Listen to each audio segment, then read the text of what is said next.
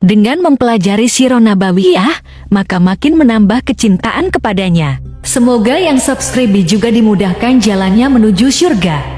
Silahkan tekan tombol like supaya postingan ini semakin tersebar. Dan tulis doa serta hajat pemirsa di kolom komentar.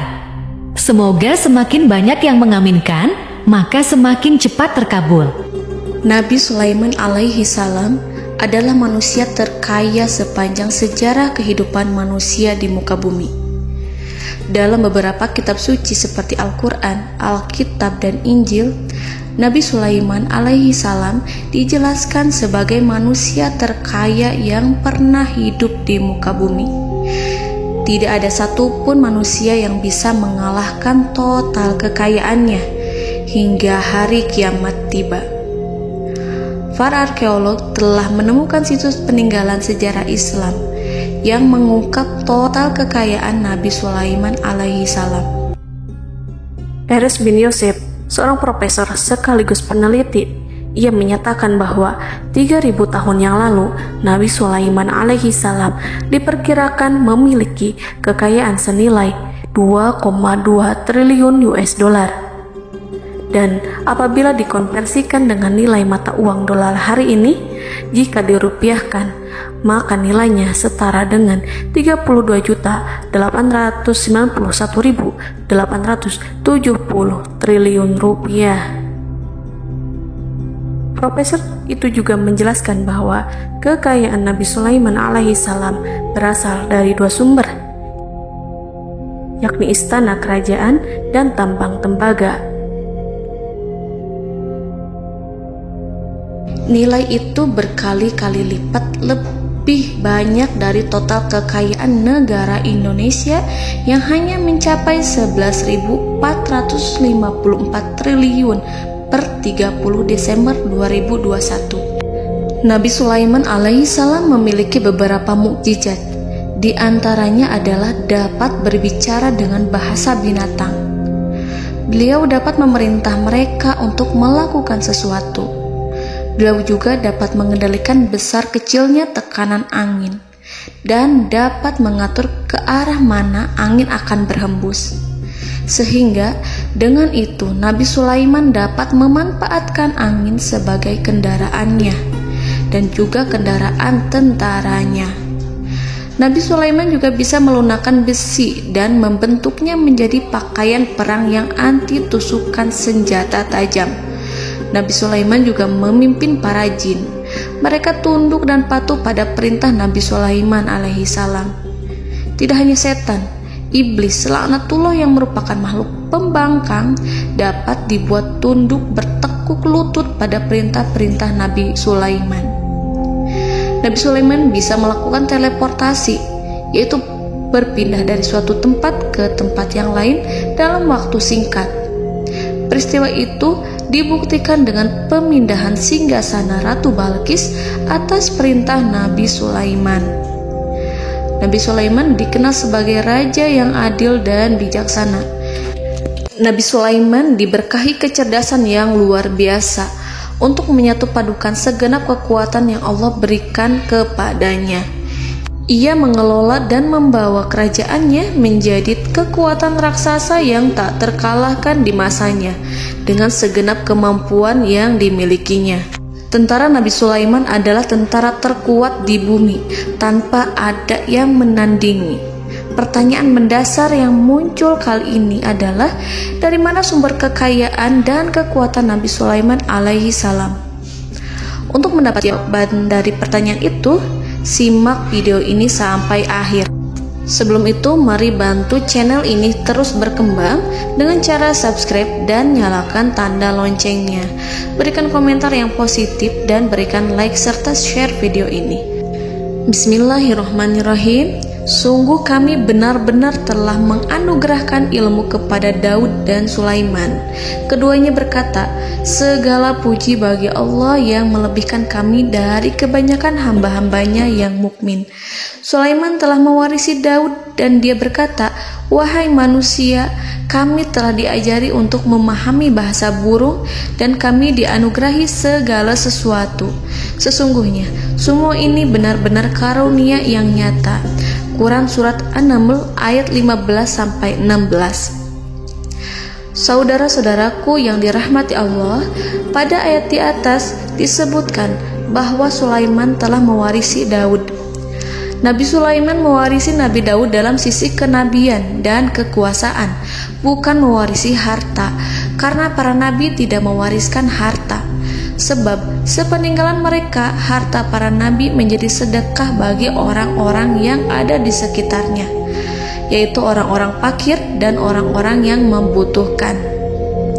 Dan harta para nabi tidak dikhususkan bagi kalangan keluarganya. Rasulullah Shallallahu Alaihi Wasallam bersabda, "Kami para nabi tidak mewariskan." Nabi Sulaiman mewarisi kenabian dari Nabi Daud. Ini adalah hal yang jelas. Allah telah memilihnya sebagai nabi dari Bani Israel. Begitu juga Allah telah memberinya kekuasaan kerajaan sehingga ia menjadi pemimpin Bani Israel. Barangkali sesuatu yang paling penting yang diwarisi oleh Nabi Sulaiman dari Nabi Daud adalah tradisi militer. Kemajuan militer yang dahsyat telah berpindah kepada Nabi Sulaiman. Nabi Daud sebenarnya adalah seorang pengembala kambing yang sangat miskin, tetapi seiring dengan perjalanan waktu, ia menjadi komandan pasukan tiada tanding. Nabi Daud alaihi salam mengetahui bahwa kekuatan hakiki yang mengatur alam semesta adalah kekuatan Allah. Ketika Nabi Daud mengelurkan tangannya dan memegang potongan batu, lalu beliau melemparkannya dengan ketepel ke arah Jalut, kepala Jalut retak dan ambruk menghantam tanah. Ini sebagai bentuk demonstrasi kekuatan darinya. Kehadiran Nabi Daud mengubah pasukan Bani Israel, di mana mereka sebelumnya lari jika berhadapan dengan musuh. Maka kini keberadaan mereka mulai diperhitungkan di masa hidupnya. Nabi Daud mengalami peperangan yang sangat banyak, tapi Al-Quran tidak menceritakan secara terperinci. Hal itu dikarenakan karena Al-Quran adalah kitab dakwah di jalan Allah, bukan kitab sejarah. Al-Quran hanya menceritakan di dalam Al-Quran surat Shad ayat 20, "Dan kami kuatkan kerajaannya, kerajaan Daud." Ayat tersebut berarti bahwa Nabi Daud belum terkalahkan dalam peperangan yang diikutinya. Di samping dukungan yang Allah berikan kepadanya, juga pasukan dan rakyatnya, di mana mereka adalah orang-orang yang bertauhid, menyerahkan diri kepada Allah. Allah Subhanahu wa Ta'ala mengajarkan kepada Nabi Daud hal-hal yang menjadikan pasukannya memiliki keistimewaan yang dengannya mereka dapat mengalahkan pasukan-pasukan lain, pasukan-pasukan besar yang ada di bumi pada saat itu. Allah Subhanahu wa Ta'ala berfirman dalam surat Saba ayat 10, "Dan kami telah melunakkan besi untuknya." Baju besi mungkin akan menjadi masalah dalam benak kita. Ketika orang-orang yang berperang, baju besi cukup mengganggu gerakan mereka. Kita bisa membayangkan ketika ada dua orang berperang, salah satu dapat bergerak bebas, sementara yang lainnya tidak leluasa bergerak karena tertahan dengan pakaiannya. Namun, dengan kekuasaan Allah, Nabi Daud dapat melunakkan besi dan membuat baju besi yang ringan, yang mudah untuk digunakan. Ini adalah kemajuan penting yang Allah berikan kepada Nabi Daud dan tentaranya. Kemajuan itu kemudian diajarkan, diwariskan dan dimiliki oleh Nabi Sulaiman alaihi salam. Nabi Sulaiman memiliki pasukan dahsyat yang melebihi pasukan manapun di bumi saat itu, atau bahkan mungkin saat ini. Bahkan Allah menambahkan karunia-Nya kepada Nabi Sulaiman yang disebutkan dalam Al-Quran surat An-Naml ayat 16. "Dan Sulaiman telah mewarisi Daud, dan dia berkata, 'Wahai manusia, kami telah diberi pengertian tentang suara burung, dan kami diberi segala sesuatu. Sesungguhnya, ini benar-benar suatu karunia yang nyata.'" Saudara-saudaraku yang dirahmati Allah, pada suatu hari Nabi Sulaiman alaihi salam menengadahkan tangannya dan berdoa kepada Allah Subhanahu wa ta'ala. Antara hati Nabi dan Allah tidak ada penghalang, tidak ada jarak, tidak ada sekatan waktu, tidak ada satupun dari para nabi yang berdoa kepada Allah kecuali doanya pasti dikabulkan. Doa Nabi Sulaiman alaihi salam direkam dalam Al-Quran surat Shad ayat 35. Nabi Sulaiman berkata, "Ya Tuhanku, ampunilah aku, anugerahkanlah kepadaku kerajaan yang tidak dimiliki oleh seorang pun sesudahku." Nabi Sulaiman menginginkan dari Allah sesuatu kerajaan yang belum pernah diperoleh oleh siapapun setelahnya. Allah Subhanahu wa ta'ala mengabulkan doa Nabi Sulaiman dan memberinya kerajaan tersebut. Nabi Sulaiman mewarisi kekuasaan, kenabian, hikmah ilmu dari Nabi Daud alaihi salam. Orang-orang menyebut Nabi Sulaiman Al-Hakim, Sulaiman yang bijaksana. Kebijaksanaan Nabi Sulaiman tidak terbatas pada keadilannya di tengah-tengah manusia dan juga kasih sayangnya kepada mereka. Namun, kebijaksanaan Nabi Sulaiman juga berlaku di kalangan burung dan binatang lainnya. Nabi Daud juga mengenal bahasa burung, tetapi Nabi Sulaiman dapat berbicara dengan bahasa burung. Bahkan, ia dapat menggantikannya sebagai pembantunya. Ketika Nabi Daud bertasbih di gunung, burung-burung serta binatang buas ikut bertasbih bersamanya. Bahkan angin pun berhenti untuk mendengarkan tasbih itu. Sedangkan Nabi Sulaiman alaihi salam, Allah Subhanahu wa ta'ala memberinya karunia lebih dari itu, di mana binatang-binatang buas tunduk padanya, begitu juga angin dan burung. Saudara-saudaraku yang dirahmati Allah, Nabi Sulaiman alaihi salam mampu mendengarkan bisikan semut yang berbicara kepada sesama mereka. Bahkan ia mampu memerintahkan semut tersebut sehingga semut itu menjadi taat pada perintahnya. Pasukan Nabi Sulaiman memiliki kekuatan yang sangat dahsyat. Belum pernah ada di dunia ini satu pasukan pun yang memiliki kekuatan seperti itu. Kekuatan Nabi Sulaiman berasal dari beberapa kombinasi yang sangat mengagumkan, sehingga karenanya ia tidak dapat tertandingi. Kekuatan itu terdiri dari manusia, binatang-binatang, jin, dan lain sebagainya. Kita mengetahui bahwa jin adalah makhluk Allah dan manusia tidak mampu melihatnya atau menghadirkannya atau meminta pertolongan kepadanya. Sedangkan Nabi Sulaiman telah diberi Allah suatu kemampuan untuk menundukkan jin, mempekerjakan mereka sebagai tentara di tengah-tengah peperangan. Bahkan ia mampu menjadikan mereka sebagai pekerja-pekerja kasar di kerajaannya saat tidak ada peperangan. Oleh sebab itu, ketika ada pasukan lain yang mencoba melawan pasukan Nabi Sulaiman, mustahil mereka akan mendapatkan kemenangan. Bahkan pasukan Nabi Sulaiman diperkuat oleh pasukan burung. Burung di pasukan Nabi Sulaiman memerankan tugas penting, yaitu menjadi agen intelijen. Kita mengetahui bahwa peranan informasi saat peperangan adalah hal yang penting. Dari informasi tersebut, pasukan dapat mengetahui keadaan lawannya. Demikianlah peranan burung pada pasukan Sulaiman. Ia terbang di tengah-tengah musuh. Kemudian, ia kembali kepada Nabi Sulaiman untuk menyampaikan berita tentang keadaan lawannya. Di samping jin dan burung, Allah juga menundukkan angin untuk Nabi Sulaiman. Nabi Sulaiman dapat memerintahkan angin dan ia mampu untuk menaiki angin tersebut. Dalam Al-Quran surat Shad ayat 36-40, Allah Subhanahu wa ta'ala berfirman, "Kami tundukkan kepada angin yang berhembus dengan baik menurut kemana saja yang dikehendaki Sulaiman. Dan kami tundukkan pula kepadanya setan-setan, semuanya ahli bangunan dan penyelam, dan setan yang lain yang terikat dalam belenggu. Inilah anugerah kami, maka berikanlah kepada orang lain atau tahanlah untuk dirimu tanpa perhitungan, dan sesungguhnya dia mempunyai kedudukan yang dekat pada sisi kami dan tempat kembali yang baik." Saudara-saudaraku yang dirahmati Allah, Allah Subhanahu wa Ta'ala juga memberikan kemampuan yang tak seorang pun dari para nabi mendapatkannya, yaitu kemampuan untuk memerintah setan. Setan adalah salah satu bagian dari jin. Ia adalah kelompok yang celaka dari bangsa jin. Kelompok ini sebenarnya tidak mampu dikuasai oleh manusia. Bahkan jin yang soleh tidak dapat mengatur setan.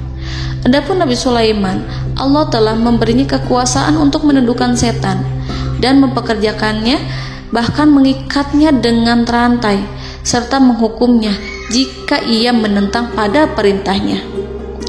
Setan membangun untuk Sulaiman istana-istana, patung-patung dan alat-alat perang.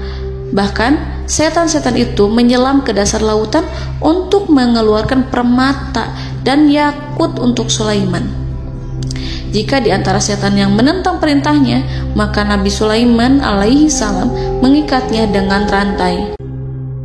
Ini semua menunjukkan kekayaan Nabi Sulaiman dan kekuasaannya, di mana ia mampu mengatur banyak makhluk di bumi ini. Tentu saja, kemampuan itu semua adalah atas izin dari Allah Subhanahu wa Ta'ala sebagai mukjizat darinya. Allah Subhanahu wa Ta'ala berfirman dalam Al-Quran surat Saba ayat 12, dan sebagian dari jin adalah yang bekerja di hadapannya di bawah kekuasaannya dengan izin Tuhannya, dan siapa yang menyimpang di antara mereka dari perintah kami, maka kami rasakan kepadanya azab neraka yang apinya menyala-nyala. Para jin itu membuat untuk Sulaiman apa yang dikehendakinya, dari gedung-gedung yang tinggi, patung-patung, dan piring-piring yang besarnya seperti kolam, atau periuk yang tetap berada di atas tungku. Saudara-saudaraku yang dirahmati Allah, Nabi Sulaiman yang bijaksana adalah penguasa yang tak tertandingi di muka bumi. Meskipun memperoleh nikmat-nikmat khusus yang agung itu yang Allah berikan kepada Sulaiman, beliau tetap menunjukkan dirinya sebagai manusia yang paling banyak berzikir kepada Allah dan manusia yang paling banyak bersyukur di zamannya. Saudara-saudaraku yang dirahmati Allah, sebagaimana Allah Subhanahu wa Ta'ala memberikan nikmat kepada ayahnya Nabi Daud alaihi salam, di mana ia mampu melunakkan besi dan Allah mengajarinya bagaimana cara mencairkan besi, maka Nabi Sulaiman alaihi salam dapat memanfaatkan tembaga yang cair untuk peperangan. Dan juga di saat perdamaian, pada saat peperangan, beliau mencampur tembaga dengan besi dan menjadikannya perunggu. Mereka menggunakan senjata-senjata perunggu dalam peperangan seperti pedang, baju besi, dan juga pisau. Senjata-senjata ini adalah senjata yang paling kuat pada saat itu. Sedangkan di saat damai, tembaga digunakan untuk membuat bangunan, perhiasan, dan sebagainya. Meskipun Nabi Sulaiman mendapatkan nikmat yang besar dan karunia yang khusus, Allah Subhanahu wa Ta'ala mengujinya dengan suatu ujian yang dahsyat. Ujian yang akan selalu datang kepada seorang hamba yang soleh. Ketika hamba itu mendapatkan kedudukan besar, maka ujiannya pun menjadi besar. Allah Subhanahu wa Ta'ala menguji Nabi Sulaiman dengan penyakit. Diceritakan oleh Fahru Roji, Nabi Sulaiman diuji dengan suatu penyakit yang keras, di mana kedokteran saat itu tidak dapat dan tidak mampu mengatasinya. Sakitnya Nabi Sulaiman sangat keras sehingga para dokter dari kalangan manusia ataupun jin tidak mampu menghilangkan penyakit itu. Lalu burung-burung menghadirkan rumput-rumput yang dianggapnya sebagai obat, tetapi Nabi Sulaiman tak kunjung sembuh. Semakin hari penyakit Nabi Sulaiman semakin menjadi-jadi, sehingga ketika Nabi Sulaiman duduk di atas kursi, ia duduk bagaikan tubuh tanpa roh. Seakan-akan ia mati karena saking keras penyakit yang dideritanya. Sakit yang diderita oleh Nabi Sulaiman alaihi salam berlangsung sangat lama. Namun Nabi Sulaiman tidak henti-hentinya berzikir kepada Allah dan meminta kesembuhan kepadanya, serta selalu beristighfar dan mengungkapkan rasa cinta kepadanya. Selesailah ujian Allah terhadap hambanya Nabi Sulaiman. Beliau pun sembuh. Nabi Sulaiman merasakan kembali kesehatannya Setelah ia mengetahui segala kejayaan dan segala kekuasaan serta segala kebesarannya, tidak lagi mampu menghilangkan penyakit yang dideritanya, kecuali jika Allah menghendaki. Saudara-saudaraku yang dirahmati Allah, Nabi Sulaiman telah membangun tempat ibadah, tempat sujud, sehingga manusia menyembah Allah di dalamnya. Orang-orang yang membangunnya berjumlah puluhan ribu orang. Tentu setiap kelompok dari mereka memiliki pekerjaan masing-masing. Di antara mereka ada yang mencairkan tembaga, di antara mereka ada yang tukang pahat, ada yang tukang ukir, ada yang membelah batu, ada yang memotong kayu, ada yang mendatangkan rumput-rumput dari Libanon, ada yang mendatangkan emas dan menjadikannya lempengan-lempengan yang mengkilat untuk menutupi kayu, serta untuk melapisi dinding-dinding. Bahkan golongan jin pun membantu membangun tempat tersebut, tentu dengan perintah dan bimbingan Nabi Sulaiman. Mereka membuat patung-patung yang besar, membuat bejana yang besar untuk tempat makan para tentara dan pekerja, yaitu bejana seperti gunung. Karena saking berat dan besarnya, mereka juga membuat tempat-tempat minum yang besarnya seperti kolam. Nabi Sulaiman mengawasi para pekerjanya dan juga mengurusi masyarakatnya, di mana beliau mengenali problem mereka dan berusaha memecahkannya. Beliau juga mengawasi pasukan dari kalangan binatang dan burung. Beliau mengetahui apabila ada satu di antara mereka yang tidak datang, kemana ia pergi, serta mengapa ia pergi. Nabi Sulaiman menguasai pengetahuan itu semua. Nabi Sulaiman bukan hanya mengetahui problem tentara-tentaranya dari kalangan manusia ataupun tentaranya dari kalangan burung, namun ia juga menunjukkan kasih sayang terhadap semut, di mana beliau mendengar bisikannya dan tidak suka untuk menginjaknya. Nabi Sulaiman selalu menundukkan kepalanya ke bumi sebagai bentuk rasa rendah diri dan syukur kepada Allah. Pada suatu hari, Nabi Sulaiman alaihi salam berjalan di depan tentaranya, dan tiba-tiba ia mendengar suara semut yang berkata kepada temannya dari kalangan semut. Hal itu terekam dalam Al-Quran surat An-Naml ayat 18-19. Wahai semut-semut, masuklah ke dalam sarang-sarangmu agar kamu tidak terinjak oleh Sulaiman dan tentaranya, sedangkan mereka tidak menyadarinya. Nabi Sulaiman alaihi salam tersenyum mendengar itu, dan ia berdoa, "Ya Allah, ya Tuhanku, berilah aku ilham untuk tetap mensyukuri nikmat-Mu yang telah Engkau anugerahkan kepadaku dan kepada kedua orang ibu bapakku, dan untuk mengerjakan amal soleh yang Kau ridhoi, dan masukkanlah aku ke dalam rahmat-Mu, ke dalam golongan hamba-hamba-Mu yang soleh." Saudara-saudaraku yang dirahmati Allah, meskipun Nabi Sulaiman mendapatkan kekuasaan dan memiliki tentara yang besar, namun beliau menunjukkan kasih sayang terhadap bangsa semut. Beliau mendengarkan bisikannya dan melihat semut yang ada di depannya. Oleh karena itu, tak mungkin baginya untuk menginjak golongan semut itu. Nabi Sulaiman bersyukur kepada Allah telah memberinya nikmat, yaitu nikmat rahmat dan kasih sayang. Di samping itu, Nabi Sulaiman alaihi salam adalah orang paling kaya di dunia. Istananya terbuat dari kayu gaharu yang memiliki wangi harum. Istananya terbuat dari emas yang terkadang dari kristal. Beliau juga memiliki kursi besar yang terbuat dari emas dan permata. Istana Nabi Sulaiman merupakan istana yang paling besar di dunia. Nabi Sulaiman menggunakan pakaian dari emas dan permata. Meskipun demikian, Nabi Sulaiman tetap menunjukkan sebagai hamba yang berserah diri dan rendah diri di hadapan Allah Subhanahu wa Ta'ala. Nabi Sulaiman yang merendahkan diri di hadapan Allah, ia selalu sujud kepada Allah, sebagaimana ayahnya yang selalu bertasbih pada Allah. Nabi Sulaiman selalu melantunkan lagu-lagu cinta ilahi dan hanya memuji Allah Subhanahu wa Ta'ala. Pada suatu hari, Nabi Sulaiman alaihi salam mengeluarkan perintah kepada pasukannya untuk bersiap-siap. Kemudian, Nabi Sulaiman keluar dan memeriksa pasukannya satu demi satu. Kelompok yang pertama adalah kelompok manusia. Nabi Sulaiman memperhatikan kesiapan mereka.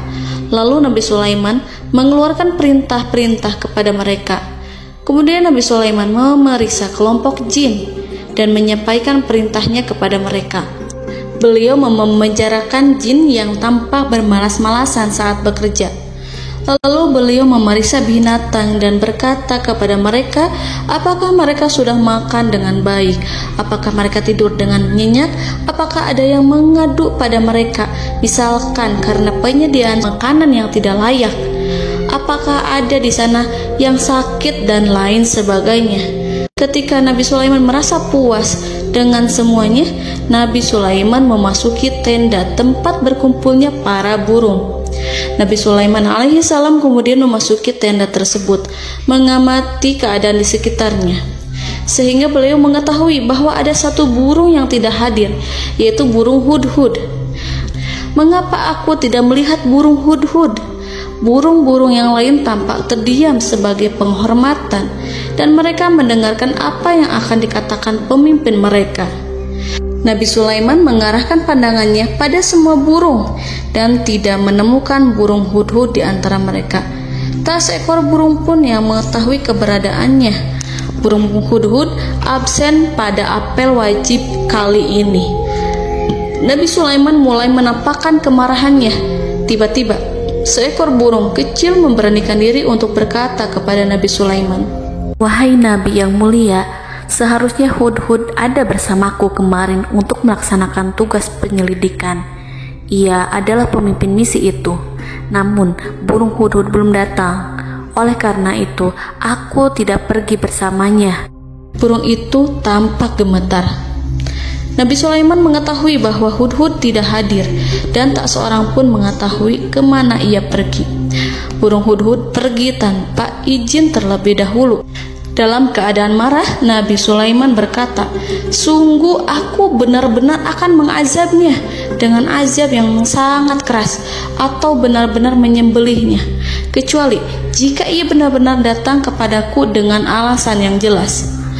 Kawanan burung-burung mengetahui bahwa Nabi Sulaiman sedang marah dan telah menetapkan untuk menyiksa burung hudhud atau menyembelihnya, atau justru memaafkannya dengan syarat ia datang dengan membawa alasan yang dapat menyelamatkannya, atau dengan kata lain, burung hudhud dapat memastikan bahwa ia melaksanakan tugas yang penting. Nabi Sulaiman menunjukkan kemarahan yang besar sehingga siapapun akan merasa takut kepada Nabi Sulaiman yang marah. Nabi Sulaiman kemudian pergi dari tempat burung tersebut. Nabi Sulaiman masih memikirkan keadaan burung hudhud. Seharusnya burung hudhud menjadi bagian penting dari badan intelijen. Apakah ia pergi untuk menyingkap suatu, atau apakah ia pergi hanya untuk bermain-main? Nabi Sulaiman telah memperhatikan dan mengetahui bahwa burung hudhud adalah seekor burung yang cerdik dan juga fasih berbicara. Terkadang Nabi Sulaiman mendapati burung hudhud sedang bermain-main dan menunda-nunda pekerjaannya. Namun ketika Nabi Sulaiman melihatnya, burung hudhud memahami bahwa perbuatannya tidak benar. Oleh karena itu, ia tidak boleh menyampur adukan antara waktu serius dan waktu bermain.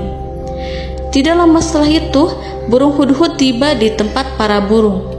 Burung-burung yang lain berkata kepadanya, "Wahai hudhud, pergilah engkau ke tempat Nabi Sulaiman. Jika ia mengetahui bahwa engkau telah sampai, jiwamu benar-benar terancam." Mendengar itu, burung hudhud segera beranjak. Ia terbang menemui Nabi Sulaiman.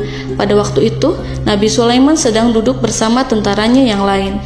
Burung hudhud berdiri. Ia telah merencanakan untuk memulai pembicaraan dengan Nabi Sulaiman sebelum Nabi Sulaiman bertanya kepadanya kemana dia pergi. Ini sebagai bukti bahwa hudhud telah melaksanakan suatu tugas yang penting. Dalam Al-Quran Surat An-Naml ayat 22, burung hudhud berbicara, "Aku telah mengetahui sesuatu yang kamu belum mengetahuinya, dan kubawa kepadamu dari negeri Saba suatu berita penting yang diyakini seakan-akan burung hudhud hendak berkata, 'Aku adalah hudhud yang miskin, tapi aku mengetahui apa yang tidak engkau ketahui, dan aku telah datang kepadamu dari kerajaan Saba dengan membawa berita yang sangat penting.'" Nabi Sulaiman tampak terdiam menunggu hudhud menyelesaikan kisahnya. Dalam surat An-Naml ayat 23-24, burung hudhud berkata, Sesungguhnya aku menjumpai seorang wanita yang memerintah mereka. Dia dianugerahi segala sesuatu serta mempunyai singgasana yang besar. Aku mendapati dia dan kaumnya menyembah matahari selain Allah. Dan setan-setan telah menjadikan mereka memandang indah perbuatan-perbuatan mereka, lalu menghalangi mereka dari jalan Allah, sehingga mereka tidak mendapat petunjuk. Burung hudhud diam. Nabi Sulaiman merasa bahwa hudhud menunjukkan kepasihan lisannya.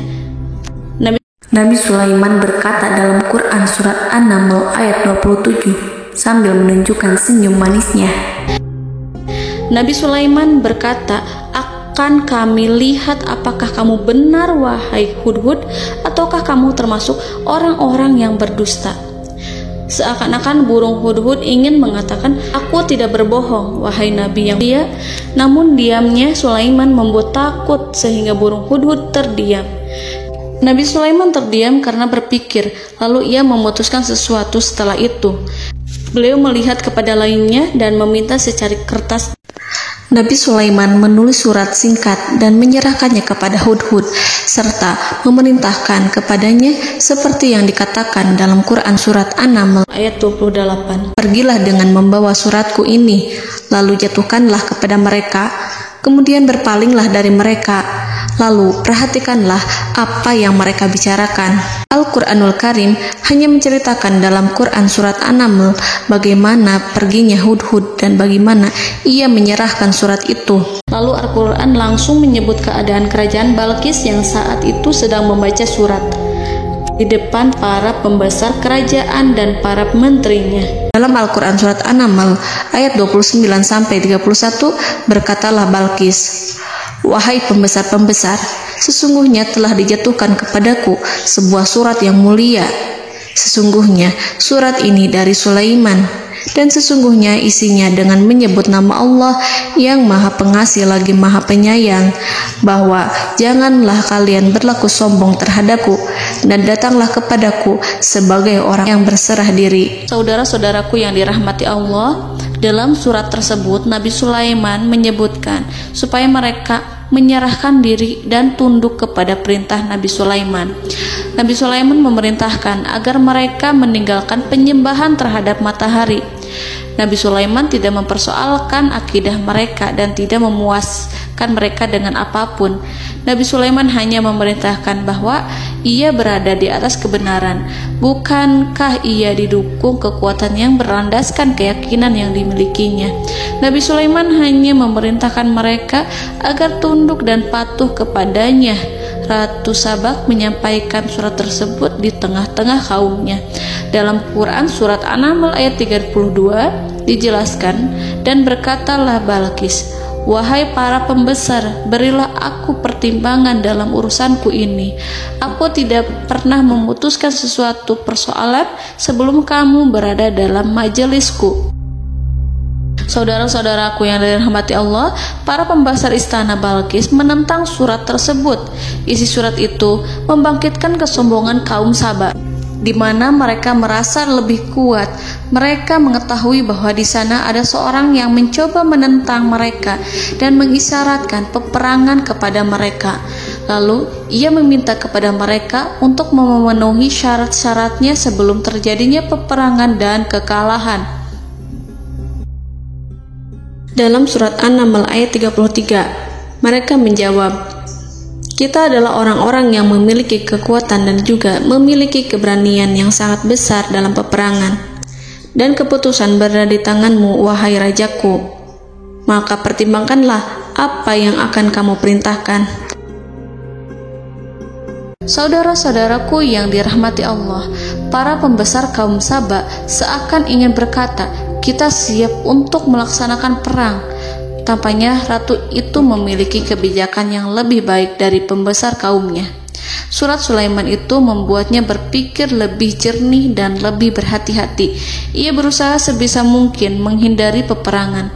Ratu itu berpikir dalam tempo yang lama. Nama Sulaiman tidak diketahuinya dan ia pun belum pernah mendengarnya. Oleh karena itu, Ratu kaum Sabak tidak mampu mengetahui dan mendeteksi seberapa besar kekuatan Nabi Sulaiman. boleh jadi Nabi Sulaiman memiliki kekuatan yang dahsyat, sehingga ia mampu memerangi kekuasaannya dan mengalahkannya. Kemudian ratu memperhatikan apa yang ada di sekelilingnya. Ia melihat kemajuan masyarakatnya dan juga kekayaannya. Barangkali ia mengira bahwa Nabi Sulaiman iri terhadap kemajuan dan kekayaannya itu, sehingga Nabi Sulaiman ingin menyerangnya. Setelah mempertimbangkan isi surat Nabi Sulaiman dengan cermat, Ratu Saba memilih untuk tidak bersikap ceroboh dan bodoh. Ratu lebih suka untuk menggunakan bahasa kelembutan. Ia mengirim kepada Nabi Sulaiman suatu hadiah yang besar.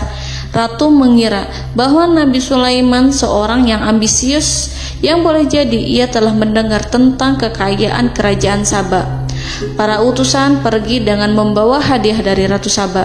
Ratu berharap agar mereka dapat memasuki kerajaan Nabi Sulaiman dan akan mengetahui kondisi kerajaannya. Saat mereka pulang, Ratu ingin mendengar secara langsung dari mereka tentang bagaimana keadaan kaum Nabi Sulaiman dan pasukannya. Setelah mendapatkan informasi yang cukup, maka Ratu Balqis dapat membuat sesuatu keputusan yang tepat. Ratu menyembunyikan apa yang terlintas dalam pikirannya, lalu ia berbicara kepada pembesar istananya bahwa ia dapat menyingkap niat jahat Raja Sulaiman melalui cara mengirimkan hadiah kepadanya. Ratu lebih memilih cara tersebut dan menunggu reaksi dari Nabi Sulaiman. Ratu berhasil memuaskan para pembesar istana, dan untuk sementara ia menghilangkan ide untuk berperang. Karena para raja jika menyerang suatu desa, maka pemimpin desa tersebut adalah orang yang paling banyak mendapatkan kehinaan. Akhirnya, para pembesar kaumnya merasa puas dengan pikiran Ratu Balqis. Saudara-saudaraku yang dirahmati Allah, dalam surat An-Naml ayat 34-35 dijelaskan, Ratu Balqis berkata, "Sesungguhnya raja-raja apabila memasuki suatu negeri, niscaya mereka akan membinasakannya dan menjadikan penduduknya yang mulia menjadi hina. Dan demikian pula lah yang akan mereka perbuat. Dan sesungguhnya aku akan mengirim utusan kepada mereka dengan membawa hadiah, dan aku akan menunggu apa yang akan dibawa kembali oleh utusan itu." Kemudian sampailah hadiah dari Ratu Balqis kepada Nabi Sulaiman. Para intelijen Nabi Sulaiman memberitahunya bahwa utusan Balqis datang dengan membawa hadiah. Nabi Sulaiman langsung mengetahui bahwa Ratu Balqis itu sengaja mengirim orang-orangnya untuk mengetahui atau untuk mendapatkan informasi tentang kekuatannya. Lalu setelah itu ia akan mengambil keputusan atau mengambil sikap kepada kerajaan Sulaiman. Nabi Sulaiman segera memanggil semua pasukannya untuk berkumpul. Utusan Balqis segera memasuki istana Nabi yang dipenuhi dengan pasukan yang besar, bersenjata.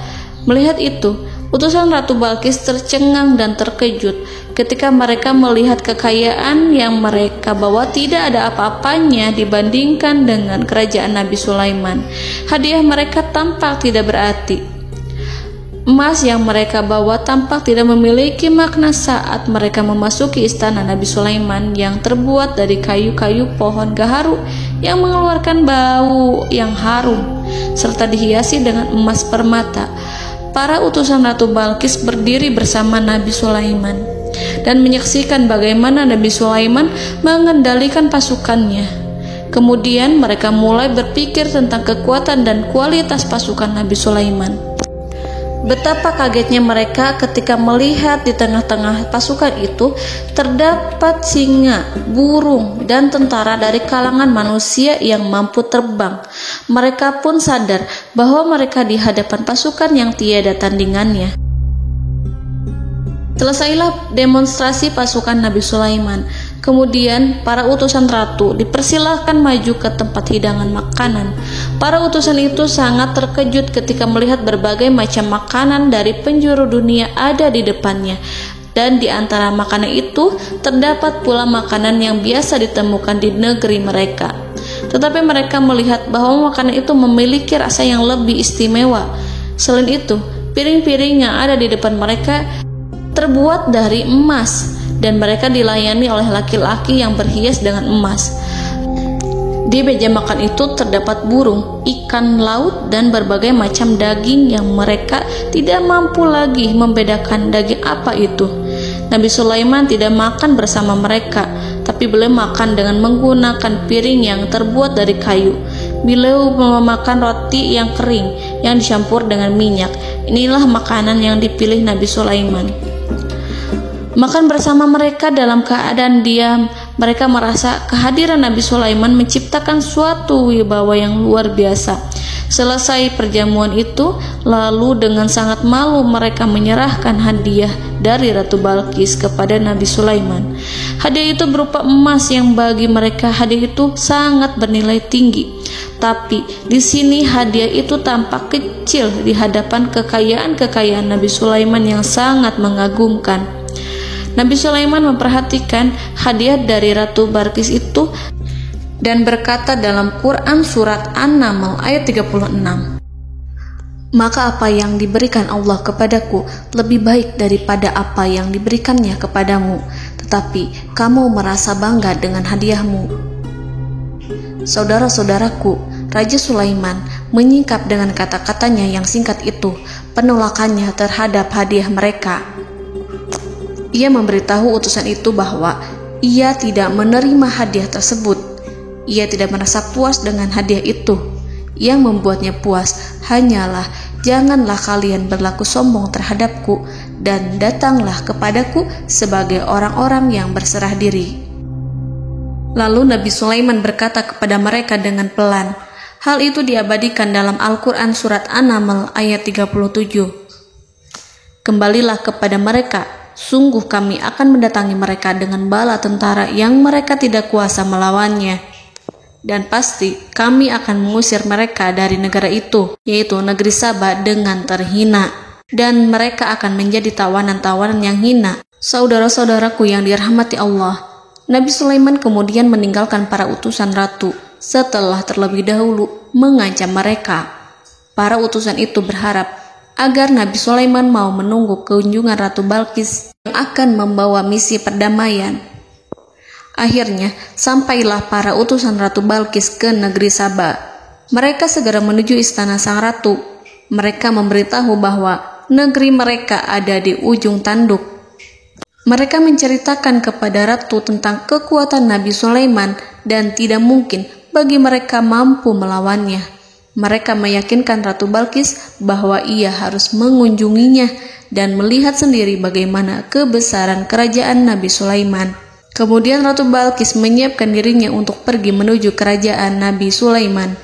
Nabi Sulaiman duduk di kursi kerajaan di tengah-tengah para pembesarnya dan para menterinya, serta para komandan pasukannya. Beliau berpikir tentang sosok Balqis. Nabi Sulaiman mengetahui bahwa Balqis menuju tempatnya. Balqis dikelilingi rasa takut. Nabi Sulaiman berpikir sejenak tentang bagaimana matahari disembah. Ia memikirkan bagaimana informasi yang diterima oleh intelijennya tentang kemajuan kerajaan Balqis dalam bidang kesenian dan ilmu pengetahuan. Nabi Sulaiman bertanya kepada dirinya sendiri, apakah kemajuan menjadi penghalang untuk mengetahui kebenaran? Apakah ratu itu senang dengan kekuatan yang dicapainya? Dan ia membayangkan bahwa kekuatannya adalah segalanya. Dengan kemajuan yang dimilikinya, Nabi Sulaiman ingin membuat kejutan agar ratu mengetahui bahwa Islam yang diyakini oleh Nabi Sulaiman adalah satu-satunya yang mampu mendatangkan kemajuan dan kekuatan yang hakiki, sehingga ia dapat membandingkan antara keyakinannya dalam menyembah matahari beserta kemajuan yang dicapainya dengan keyakinan Nabi Sulaiman beserta kemajuan yang diraihnya. Saudara-saudaraku yang dirahmati Allah, para mata-mata Nabi Sulaiman telah memberitahunya bahwa hal yang sangat disegani dan dikagumi oleh kaum Balqis adalah kerajaan Saba, yaitu singgasana Ratu Balqis. Singgasana itu terbuat dari emas dan batu delima. Singgasana tersebut dijaga oleh penjaga yang sangat disiplin, di mana mereka tidak pernah lalai sedikit pun. Oleh karena itu, sangat tepat apabila Nabi Sulaiman menghadirkan singgasananya di sini, di kerajaannya. sehingga ketika ratu tiba, maka ia dapat duduk di atasnya. Nabi Sulaiman ingin membuat kejutan kepadanya dan menunjukkan bahwa kemampuannya tersebut yang berlandaskan pada keislaman. Nabi Sulaiman melakukan yang demikian itu dengan harapan agar si ratu tunduk kepadanya. Ide itu terlintas dalam diri Nabi Sulaiman. Lalu ia mengangkat kepalanya dan menoleh kepada anak buahnya.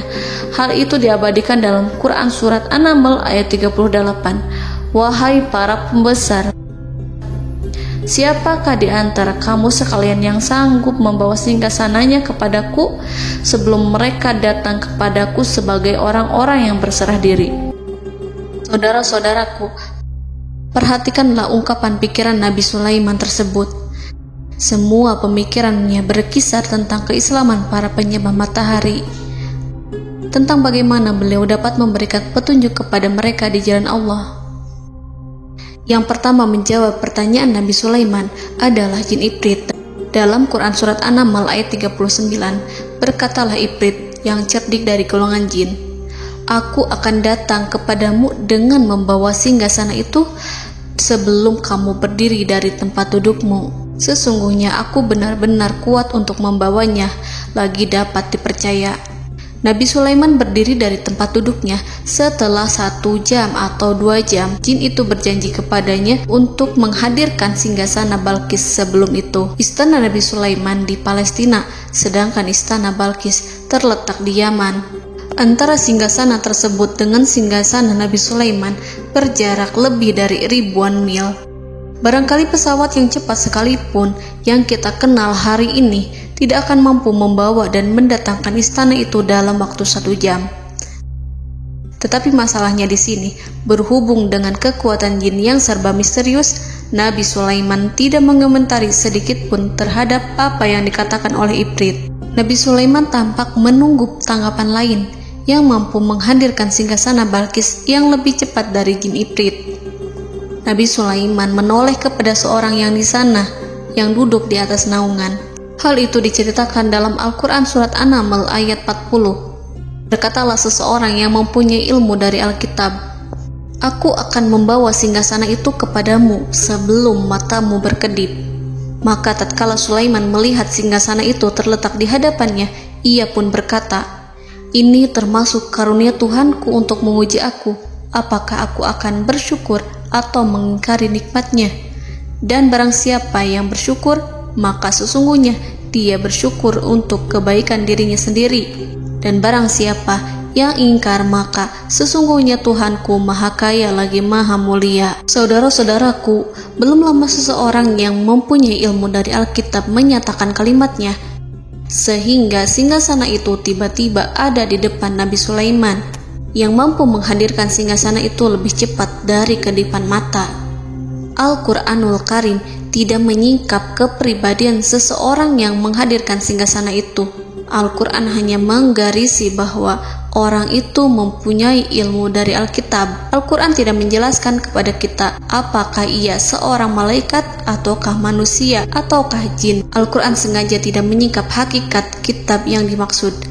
Saudara-saudaraku yang dirahmati Allah, setelah melihat singgasana itu, Nabi Sulaiman bersyukur kepada Allah. Ia mulai memperhatikan singgasana sang ratu. Singgasana tersebut merupakan simbol pembangunan dan juga kemajuan. Tetapi tampaknya ia hanya sesuatu yang biasa saja jika dibandingkan dengan kekuasaan dan kebesaran ciptaan yang dibuat oleh manusia dan jin di kalangan istana Nabi Sulaiman. Nabi Sulaiman memikirkan dalam tempo yang sangat lama singgasana Ratu Balkis itu.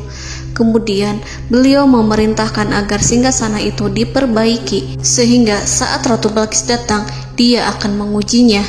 Apakah Ratu Balkis dapat mengenali singgasananya ataukah tidak?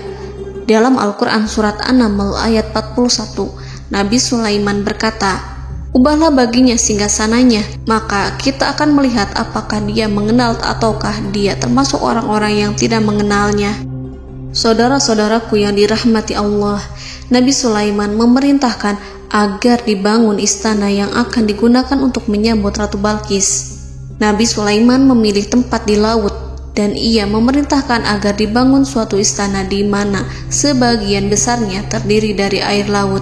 Nabi Sulaiman memerintahkan agar lantainya itu terbuat dari kaca yang tebal dan kuat, sehingga orang-orang yang berjalan di atas istana itu akan dapat melihat di bawahnya ada ikan-ikan berwarna-warni yang berenang-renang. Dan mereka akan melihat rumput-rumput laut yang bergerak-gerak. Akhirnya, selesailah pembangunan istana itu. Saking bersihnya kaca lantainya, sehingga tampak di sana tidak ada kaca. Burung hudhud memberitahu Nabi Sulaiman bahwa Balqis telah sampai dekat kerajaannya. Kemudian Ratu Balqis datang. Al-Quran tidak menyebutkan keadaan Nabi Sulaiman saat menyambut Balqis, namun Al-Quran menunjukkan dua sikap Ratu Balqis. Yang pertama, bagaimana sikap Balqis ketika pertama kali melihat singgasananya yang datang mendahuluinya, padahal ia telah meninggalkan pengawalannya untuk tetap setia menjaga singgasananya itu. Keadaan kedua adalah keadaan di depan istana yang dibangun untuk penyambutan Balqis. Istana itu penuh dengan permata yang berenang-renang di bawahnya ikan-ikan. Dalam Quran Surat An-Naml ayat 42 dijelaskan, dan ketika Balqis datang, ditanyakanlah kepadanya, serupa inikah singgasanamu? Balqis menjawab, seakan-akan singgasana ini adalah singgasanaku. Kami telah diberi pengetahuan sebelumnya, dan kami adalah orang-orang yang berserah diri. Saudara-saudaraku, pada dialek di atas, Balqis melihat singgasananya dan ia tercengang saat mengetahui bahwa itu adalah singgasana miliknya. Namun kemudian ia mulai ragu karena melihat tidak sepenuhnya itu singgasana miliknya. Jika itu benar-benar miliknya, lalu bagaimana ia datang mendahuluinya? Dan bila bukan singgasananya, maka bagaimana Sulaiman dapat meniru sepersis dan seteliti itu? Padahal Sulaiman tidak pernah sekalipun ke kerajaannya. Nabi Sulaiman berkata saat melihat Balqis mengamati singgasananya, apakah ini singgasanamu? Balqis terlihat sangat kebingungan, namun setelah itu ia menjawab, sepertinya benar. Nabi Sulaiman berkata, kami telah diberi ilmu sebelumnya dan kami sebagai orang-orang muslim. Saudaraku yang dirahmati Allah, melalui pertanyaan Nabi Sulaiman ingin mengisyaratkan kepada Balqis agar ia membandingkan antara keyakinannya beserta ilmu yang dicapainya dengan keyakinan Nabi Sulaiman yang muslim beserta pengetahuan yang telah diraihnya. Penyembahan terhadap matahari dan pencapaian ilmu yang dicapai oleh Ratu Balqis tanpa tidak ada apa-apanya dibandingkan dengan ilmu Nabi Sulaiman dan keislaman. Nabi Sulaiman telah mendahuluinya dalam bidang ilmu karena keislamannya. Karena itu, sangat mudah baginya untuk mengungguli Balqis dalam ilmu-ilmu yang lainnya. Demikianlah yang disyaratkan dalam pertanyaan Nabi Sulaiman kepada Ratu Balqis. Ratu Saba itu mengetahui bahwa ini adalah singgasananya, di mana singgasana itu datang lebih dahulu daripada dirinya. Beberapa bagian darinya telah diubah saat Balqis masih di perjalanan menuju ke tempat Nabi Sulaiman. Ia berpikir kemampuan apa yang dimiliki Nabi Sulaiman. Ratu Balqis tercengang melihat apa yang disaksikannya, yang berupa buah dari keimanan Nabi Sulaiman dan hubungannya dengan Allah Subhanahu wa Ta'ala. Sebagaimana Balqis juga tercengang ketika melihat kemajuan di bidang ilmu pembangunan, seni, dan ilmu-ilmu yang lainnya. Maka ia tidak lebih kagum lagi saat melihat hubungan yang kuat antara keislaman Nabi Sulaiman dengan ilmunya, serta kemajuan yang diraihnya. Dalam Al-Quran Surat An-Naml ayat 43 dijelaskan, dan apa yang disembahnya selama ini selain Allah mencegahnya untuk melahirkan keislamannya, karena sesungguhnya ia terdahulu termasuk orang-orang yang kafir. Saudara-saudaraku yang dirahmati Allah, berguncanglah dalam benak Balqis ribuan hal ketika melihat keyakinan kaumnya runtuh di hadapan Nabi Sulaiman. Ia menyadari matahari yang disembahnya hanya merupakan ciptaan Allah, dan Allah lah yang menggerakkannya untuk hamba-hambanya. Lalu terbitlah matahari kebenaran dalam dirinya. Hatinya diterangi oleh cahaya baru yang tidak akan tenggelam seperti tenggelamnya matahari. Masa keislamannya hanya menunggu waktu. Ratu Balqis memilih waktu yang tepat untuk mengumumkan keislamannya. Allah Subhanahu wa Ta'ala berfirman dalam Quran Surat An-Naml ayat 44. Dikatakan kepadanya, masuklah ke dalam istana. Maka tatkala ia melihat lantai istana itu, dikiranya kolam air yang besar dan disingkapnya 2 betisnya. Berkatalah Sulaiman, sesungguhnya ia adalah istana licin yang terbuat dari kaca. Berkatalah Balqis, wahai Tuhanku, sesungguhnya aku telah berbuat zalim terhadap diriku dan aku berserah diri bersama Sulaiman kepada Allah Tuhan semesta alam. Saudara-saudaraku yang dirahmati Allah, dikatakan kepada Balqis, masuklah ke dalam istana. Ketika ia masuk, maka ia tidak menyaksikan adanya kaca, tetapi ia melihat air, sehingga ia mengira akan bersinggungan dengan air. Lalu ia menyingkapkan sedikit bajunya agar bajunya itu tidak basah. Nabi Sulaiman mengingatkannya tanpa melihatnya agar ia tidak khawatir terhadap pakaiannya, karena pakaiannya tidak akan basah, sebab di sana tidak ada air. Itu sekedar kaca yang halus, yang saking halusnya sehingga ia tidak tampak. Pada kesempatan itulah Balqis mengumumkan keislamannya yang mengakui kelalimannya, dan ia menyatakan menyerahkan diri kepada Nabi Sulaiman dan kepada Allah Tuhan semesta alam. Lalu kaumnya pun mengikutinya dan mereka memeluk Islam. Balqis menyadari ia berhadapan dengan penguasa yang terbesar di bumi dan Nabi Allah yang mulia. Untuk pertama kalinya, wajah Sulaiman tampak dihiasi dengan senyuman yang menunjukkan kepuasannya sejak Balqis mengunjunginya. Demikianlah Nabi Sulaiman mewujudkan kejayaannya yang hakiki dan menyebarkan cahaya Islam di muka bumi. Saudara-saudaraku, Al-Quran tidak menyebutkan kisah Balqis setelah keislamannya. Para ahli tafsir mengatakan bahwa ia menikah dengan Nabi Sulaiman. Selain itu, ada yang mengatakan bahwa ia menikah dengan salah satu orang dekat Nabi Sulaiman. Ada juga yang mengatakan bahwa sebagian Raja Habasyah adalah keturunan dari buah perkawinan ini. Wallahu a'lam bishawab. Saudara-saudaraku yang dirahmati Allah, Nabi Sulaiman hidup di tengah-tengah kejayaan dan kemuliaan di bumi. Kemudian Allah menetapkan kematian untuknya, sebagaimana kehidupan Sulaiman berada di puncak kemuliaan dan kejayaan yang penuh dengan keajaiban yang luar biasa. Maka kematiannya pun merupakan tanda-tanda kebesaran Allah yang penuh dengan keajaiban. Demikianlah bahwa kematiannya sesuai dengan kehidupannya, sesuai dengan kejayaannya. Allah berfirman tentang kematian Sulaiman di dalam Al-Quran Surat Saba ayat 14. Maka tatkala kami telah menetapkan kematian Nabi Sulaiman, tidak ada yang menunjukkan kepada mereka kematiannya itu kecuali rayap yang memakan tongkatnya. Maka tatkala ia telah tersungkur, tahulah jin bahwa kalau sekiranya mereka mengetahui yang gaib, tentulah mereka tidak akan tetap dalam siksa yang menghinakan. Saudara-saudaraku, kemampuan Nabi Sulaiman untuk menundukkan jin dan mempekerjakan mereka serta hubungan mereka dengan semua itu menimbulkan fitnah di tengah-tengah manusia. Dalam hal tertentu, kematian Nabi Sulaiman merupakan batasan jawaban terhadap fitnah ini. Kami tidak mengetahui siapa yang mengklaim bahwa jin mengetahui hal yang gaib. Apakah itu setan yang terkutuk, atau jin yang bodoh, atau manusia yang tertipu? Kami tidak mengetahui siapa yang bertanggung jawab terhadap tersebarnya isu yang keliru ini. Yang kita ketahui adalah bahwa hal tersebut adalah mempengaruhi sebagian manusia dan jin. Barangkali manusia berkata kepada diri mereka, selama jin melakukan perbuatan yang luar biasa ini, maka apa gerangan yang menjadikan mereka tidak mengetahui hal yang gaib itu? Manusia itu lupa bahwa kunci kegaiban berada di tangan Allah. Masalah ilmu gaib tidak akan mampu dikuasai oleh jin dan manusia. Hanya Dia yang mengetahuinya, dan manusia diberitahu hanya sedikit sekali.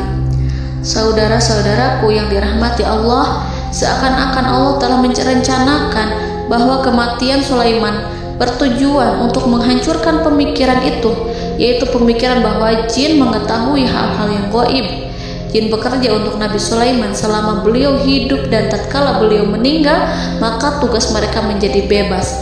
Nabi Sulaiman meninggal tanpa diketahui oleh jin, sehingga mereka tetap bekerja untuk mereka, tetap mengabdi kepada Sulaiman. Seandainya mereka mengetahui hal yang gaib, niscaya mereka tidak akan meneruskan pekerjaan mereka.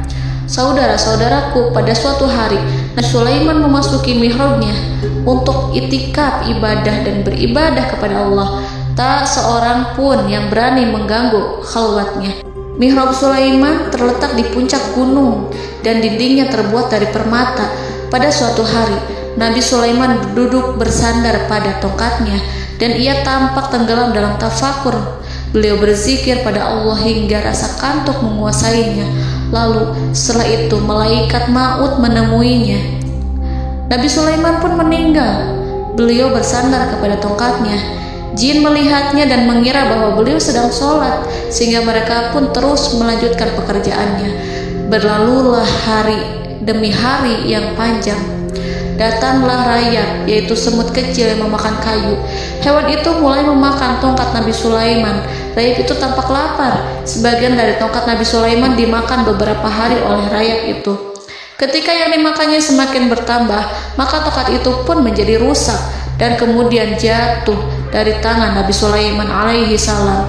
Tubuh mulia itu kehilangan keseimbangan dan kemudian jatuh terhempas di bumi. Tatkala tubuh suci itu tersungkur, maka manusia segera menuju ke arahnya. Mereka menyadari dan mengetahui bahwa Nabi Sulaiman telah meninggal dalam waktu yang lama. Jin menyadari bahwa mereka tidak mengetahui hal yang gaib, dan manusia pun mengetahui hakikat ini. Seandainya jin mengetahui hal yang gaib, niscaya ia tidak akan meneruskan siksa yang hina. Mereka tidak akan bekerja kepada Sulaiman. Demikianlah Nabi Sulaiman alaihi salam meninggal dalam keadaan duduk dan sholat di mihrabnya. Lalu berita itu tersebar bagaikan api di bumi. Manusia, burung, dan binatang buas mengantarkan jenazah Nabi Sulaiman. Sekawanan burung tampak sedih dan menangis. Semua makhluk bersedih. Akhirnya tak seorang pun mengetahui bahasa burung di bumi. Meninggallah seorang yang memahami pembicaraan burung, binatang-binatang, jin, dan lain sebagainya. Burung-burung itu berkata, betapa beratnya kehidupan di tengah orang-orang yang tidak mengetahui pembicaraan kita. Allahu a'lam.